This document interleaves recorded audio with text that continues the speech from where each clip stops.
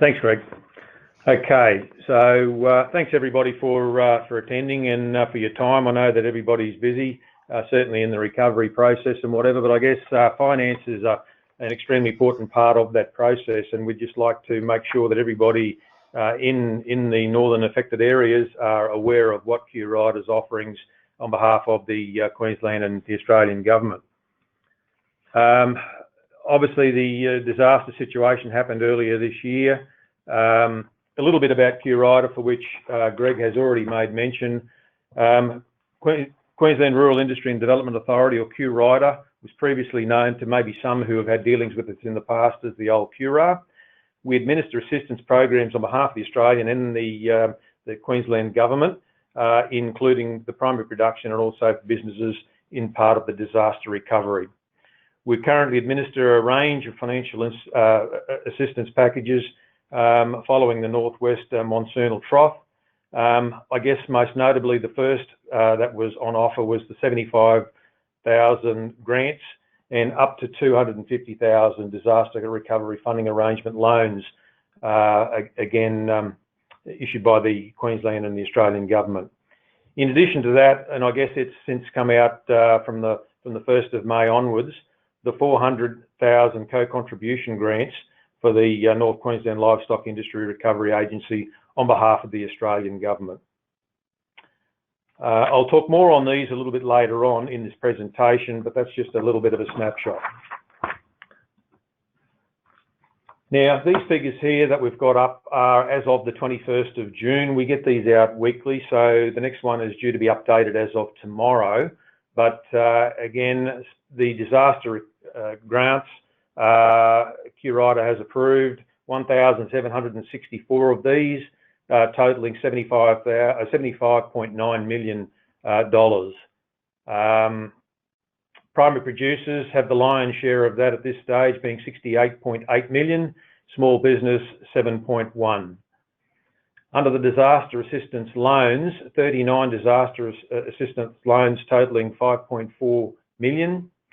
And under the North Queensland Restocking, Replanting and On-farm Infrastructure grants, which is the co-contribution for the 400 we were talking about, since the 1st of May, there's been 15 grants totaling 4.7 million. So not an insignificant sum that's already been administered and dispatched to a lot of the people. At one point, QRIDA had close on 150 staff, almost 40 to 50 increase on normal staffing arrangements. And that was purely to try and push through the majority of those applications as quickly as we could possibly do so. I'll hand over to Vanessa now. This is a bit of a tag team approach, and she heads up our Toowoomba office, etc., and is the program manager for this part of it. So she's best equipped to go through the presentation from here on in. I will then take over towards the end before we then go into the Q&A session, as Greg mentioned. Lovely. Thank you, Peter, and welcome everybody, and thank you for taking the time to actually to hear a little bit further update in regards to the whole process of actually applying for these grants. So we actually have the co-contributions is a dollar for dollar match. Now it doesn't mean that you actually need to have your 400,000 up front to start with. It can be done on an incremental stage. So for instance, if you're unable to bring all of those cash resources together at one point at the initial application, you can actually resubmit until you're able to cover all of the required funds there. So with that, you're able to provide and substantiate for us that co-contribution can actually be provided from cash reserves that you currently have, or it can be sought from your existing financier, or it can also be sought by a disaster assistance loan, assistance that we provide here, or by some other resource as well. So once you're able to bring that together, and out of farm management grants as well. So if you've actually got some funds there, deposit funds as well. So The purpose of the actual grant is to be for restocking, replanting, or for replacing or reinstating lost or damaged on-farm infrastructure. So from that,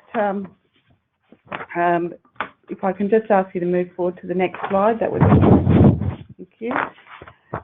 From there, you have to meet your eligibility. In order to do that, we ask that you have been awarded a special disaster assistance grant, which is $75,000. Some people have been are able to once you've received that, be also located in the local government area. So of one of the 11 shires which have been declared, which cover off under the Burdekin, Burke, Carpentaria, Cloncurry, Douglas, Flinders, Hingenbrook, McKinley, Richmond, Townsville and Winton shires. Be able to demonstrate your co-contribution of funds to match, and also to be able to demonstrate your financial viability of your primary production enterprise going forward. Now that can be supported demonstrated with the support of your existing financier as well. So if we just move forward now to the map, which shows those local areas, and which even if your business is actually, it needs to be located there in those areas, but it doesn't necessarily have to be registered in those areas. So at the time of the disaster, being the 24th of January through to the 14th of February, if you are operating your principal business within those disaster areas, declared areas, and you have met the criteria of being awarded a $75,000 grant under the Restock scheme, along with being able to demonstrate your financial viability going forward, this would then be able to make you eligible for applying for this grant. So for the restocking purposes, now if we can just drill in a little bit closer to understanding the devastation of the event, and we have been slowly but surely through discussions with a number of applicants, getting a cross-section of the type of stock that was lost and the class of stock. Now, we appreciate that it is not feasible to actually replace like for like of what you've lost.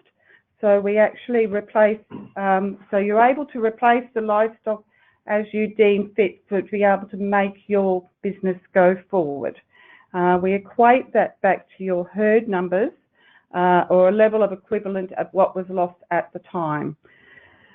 In regards to transport and freight, because a lot of people have been, bringing stock back in, you are eligible or may wish to seek to be able to seek a grant assistance under the freight subsidy for restocking, which is available through the Department of Agriculture and Fisheries.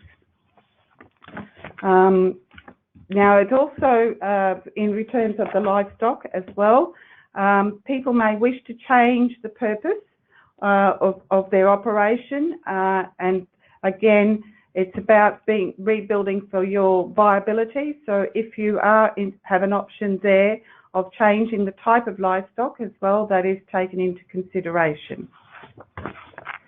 Okay, if we can move to replanting. Replanting is for crops and pasture, and that is also for permanent plantings assessed as being lost or damaged at the time of the event.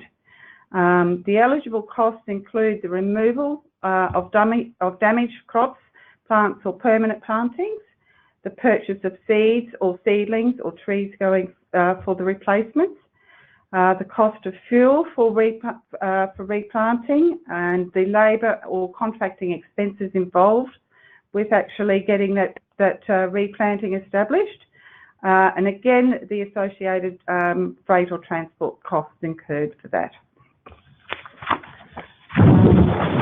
In terms of the infrastructure, now infrastructure can be for the loss of plant and equipment incurred because of the event, for yards and fences, or damage to roads on the property, including your fire breaks and those sorts of things.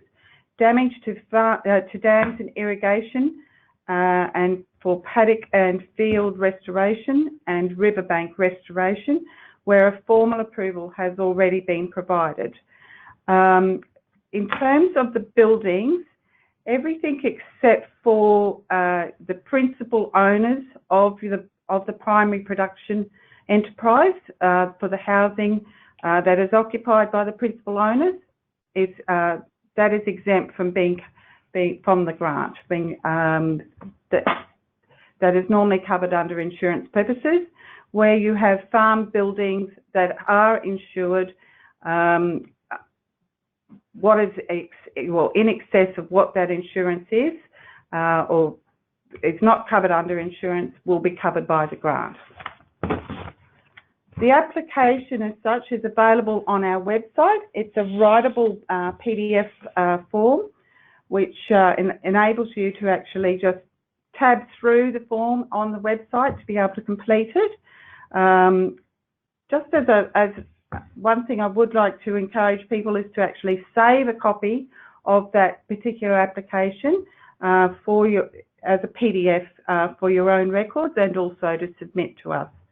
The application is broken down into providing your business details, where the actual primary production property that incurred the loss was actually located. We ask for a copy of your assets and liabilities, particularly as at the 24th of January or just prior to. So just prior to the actual event, if you could provide us with a listing of your assets and liabilities. We'd like a summary of your losses. Now, this is very beneficial for us to be able to understand your application comprehensively. So whilst you may only be are able to seek $400,000 as a co-contribution for the grant, and your losses may be in excess of the total of $800,000, which is your $400,000 contribution, along with the grant if successful. We would like to be able to get a clear cross-section of the full losses that your primary production enterprise has actually incurred. And so we ask that if you would please take the time to provide us with that comprehensive detail so that we are understanding the full impact of this event to your business. And it will help with our assessors that will be in contact with you to have those discussions as well, so that we're able to get a nice clear picture from a reporting responsibility going forward. We're able to get a comprehensive cross-section for all of the community of what has occurred. We then look for you to provide information of what you are seeking to propose to use the grant funding for, and that will be for the replacement of, whether you choose it to be for the replacement of livestock or infrastructure or replanting. It can be a combination of all three, or it can focus on one particular area of your business. So if we can get a clear picture of where you're looking to replace that. Now, again, if you decide as you move through your application, or further on after the application has been processed and awarded, that you would like to restructure that is also welcome discussion back from our assessment point of view. I guess the big thing is some of the things that I've been hearing when I've been going around some of the areas, and I've been up to the northwest for a couple of trips so far, is that particularly those that used to be in sheep country, now the opportunity since wool and the mutton side of things has actually been doing quite well. Can they replace those instead of the cattle they had there before? Well, the short answer to that is yes. And I guess what we look at there is adult equivalent on a ratio basis, so sheep to cattle and vice versa. So that's pretty much, I think everything else has been covered off fairly well in that, Vanessa. So did you want to, with the questioning, we might sort of leave most of that, I guess, till towards the end. But I guess that it's the next steps there, Vanessa, that we go through to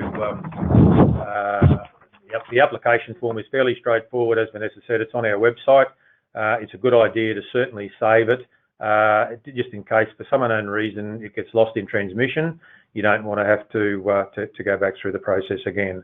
Yeah. The other thing is, I guess, is that the involvement of any sort of professional support, whether it be your accountant, advisors, or whatever, if you find that you need a little bit of assistance in that process, certainly engage those in that process as well. It just, I know it can be a little bit daunting, particularly where you're not sort of used to a lot of the paperwork side of things, but it is a requirement for us to be able to sort of go through and process.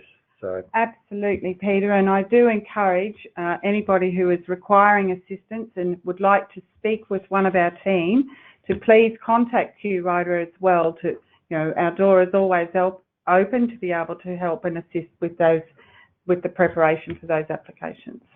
Righto. So just going on to the, we'll go straight past those frequent questions because we will come back to those, as I said, towards the end. Yes.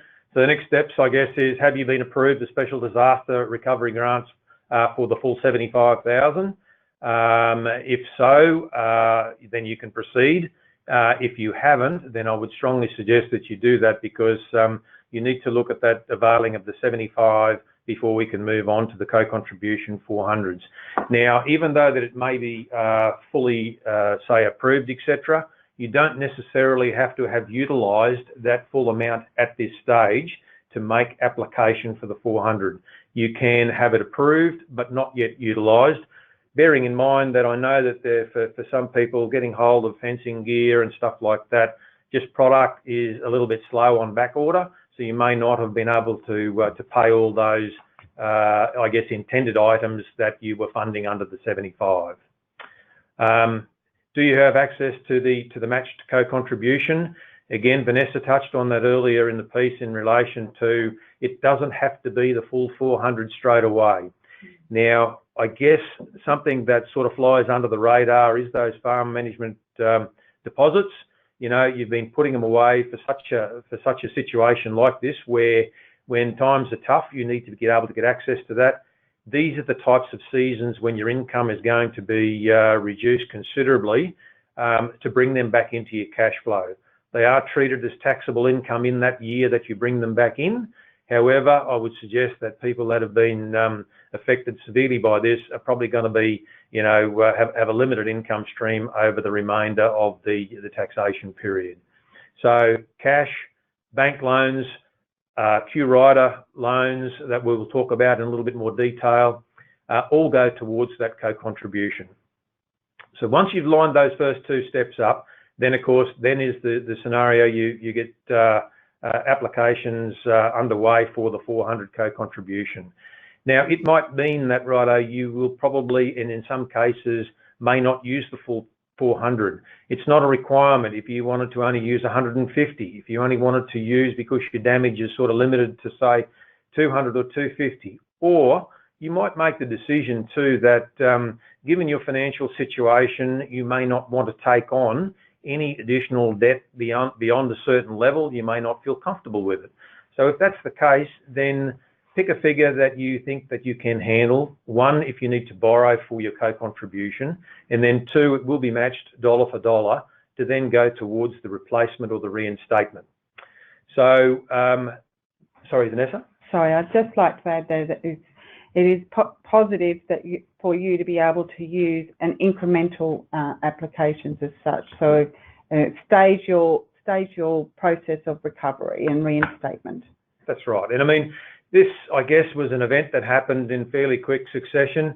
The recovery is going to take a long and probably a drawn-out process by design or by default. Availability of things that you may want to replace. People, I'm aware that you know, prices vary considerably, depends on the article that they're after. So you may sort of want to wait for a little period of time to avail of, you know, the exact stock that you're after that fits into your business model to go forward. You may not just want to put, you know, X number of head back on your property. So yes, it can be done in a staged process. I'll just move on to the next section now, which goes into, I guess, for those who haven't, some may already have, and you saw the numbers up there before, 1,700 or thereabouts, that have already applied for the 75 grant to start with. So these grants offer up to a maximum of 75 to assist with the eligible primary producers with their immediate cleanup and reinstatement costs. It talks about the eligibility activities including hiring or leasing equipment and materials for cleanup, property and/or equipment, removal and disposing of debris, damaged goods including injured or dead livestock. I suggest most of that sort of stuff has probably already taken place by now. Repairing or replacing fencing on the property, which will be generally a longer process. Again, depends on labour availability and/or fencing material. Purchasing and transporting fodder, feed for the livestock, etc. Those who may have had, hay sheds, etc., that were, inundated, feed spoiled, or had fodder crops planted, etc. They may not be around anymore. If you need to do that, it can be used for that purpose as well. Clearly, replacing livestock, that has probably been one of the key articles that people have used the 75 on. Replaced lost or damaged plant, salvaging crops, repairing and restoring fields. Water erosion, etc., created quite a bit of havoc in certain areas. Repairing and reconditioning and replacing essential plant, those that may have been affected underwater or whatever, it can be used for that. And also paying additional wages to employees to assist in that process. For a lot of people, I mean, hiring outside labour to assist to get up and running as quickly as possible was paramount in the early stages. So it can be used to cover that as well. With the disaster loans, I guess another thing that we want to make you aware of is that you can borrow to put in direct as your co-contribution. Now, these loans, and they are repayable, not like the grant where it was just a 75 grant. These ones are repayable over a time frame.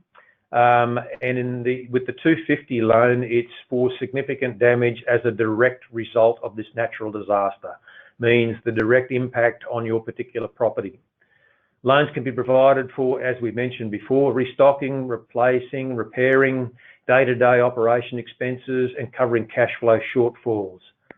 So things that we could also cover in there, of course, like we mentioned before, the wages, your rates, your outstanding creditors, etc. as well. So loans up to the maximum of 250, 10 years is the term, and we can do an interest-only type time frame for the first 2 years.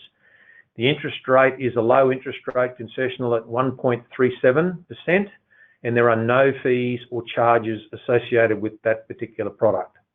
So if you think you need to then avail of some funding to go towards maximising your accessibility under the 400 grant as well, then this is available. Again, you don't have to take it a full 250, it can be anything up to. Essential working capital loans. Now, with this particular offer, it's for those who have been indirectly impacted by the disaster. The first we mentioned, the 250, was to those who were directly impacted. This is indirectly. Loans can provide funds for cash flow shortfalls created by the event. Now, in this instance, it's up to 100,000 maximum. Same term, 10 years, interest only for up to 2 years. Same low interest rate of 1.37%, and there are no fees or charges associated with that particular one as well. Now, all the details in relation to that, those products, etc., if you were to go to the QRIDA website, they're there. You'll see them on our front page. It's simply a case of clicking to those particular links, and you will get all that detail. Now, it's got the application forms. It's also got the guidelines as to how to complete that, and it's also got a full list of frequently asked questions that we've had thrown at us at this stage. I think that's about all the information. The only other thing which you may have possibly heard about on the grapevine is that there is also an additional exceptional disaster assistance loan for the $1 million that is coming out. In some cases, the offering of up to the 250 that I've shown there on the screen now is not going to be sufficient for what people want to use to assist their recovery process. Now, as far as I'm aware of, the launch has not been done at this stage, but I believe it's imminent. So I would suggest that if you have been waiting or wanting to find out more detail in relation to that, then maybe leave it a day or two, and you'll probably find that that information will soon be available. So that could also be another product that you might want to look at. So that pretty much takes us through to, I guess, our Q&A, Greg. So I might pass that back to you, unless you've got anything else, Vanessa, to touch on whilst we're here. No, I'm keen to hear everybody's questions and see where we can assist further. So if we could hand back to you, Greg, that would be fantastic.